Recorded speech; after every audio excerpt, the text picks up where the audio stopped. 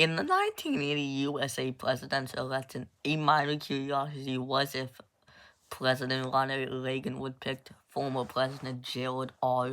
Ford as his running mate. Today it seems like a minor curiosity, but at the time it was a very real possibility. There was also some talking about Ford serving as a sort of co-president. At no point in USA history has a former president gone on to serve as vice president. This was the case in 1980 and is still the case today. Ford had dropped out of the race for the candidacy early in the primaries, even though polling had consistently shown he was the second most popular Republican, with the most popular, of course, being famous actor Ronald Reagan. Will Reagan and Ford discussed with men of their best factual advice, which includes both teams' campaign messengers, Reagan's campaign director, and most notably, former Secretary of State under Ford, Henry Kissinger. Once word at the background of the convention stage, people were discussing on who should be Reagan's running mate and VP. Though the Ford Reagan Dream Ticket explain was considered to be silly, as one reporter put it, the smart money was on Bush, and those who would be considered to be the real candidates for the spot as vice president were those who competed against Reagan, such as George H. Bush, Howard Baker, and John B. Anderson. This would include former cabinet member George Romney, who given it its invaluable defense to endorse it. Others who endorse it includes North Carolina's Senator Lamar Alexander and Kansas Senator Bob Dole.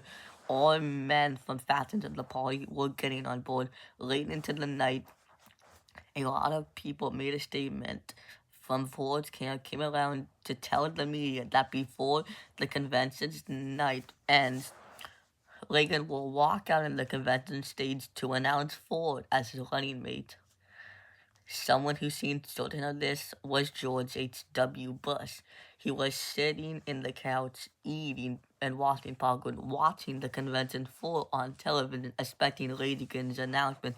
His political hopes and ambitions suddenly dashed. Of course, the most famous pick of it was the co-presidency. Ford wasn't really into it anyway. It would have to be discussed within the next 2 days, and late into the night, Reagan made a special announcement that he would walk out on the stage to announce George H. Bush as his actual running mate. And it was long before the Dream Ticket suddenly ended. Henry Kissinger was pretty annoyed, saying that Ford and Reagan could have made an agreement if they had more time. Though Ford had said no in Ford's home, Reagan and Ford discussed it, and Ford would note that at the convention, Reagan put it on the idea again, but Ford kept telling Reagan that the answer was no. No matter the term, of course, the co-presidency wasn't even the most sensational aspect. The Dream Ticket was very close to becoming a reality. Though some people who were critics of it saying that if Reagan didn't pick a running mate within the next 15 days, Reagan would have lost the election. But that wouldn't be true, as Reagan was popular among Republicans. Notably, Ford still campaigned in support for Reagan and endorsed Reagan.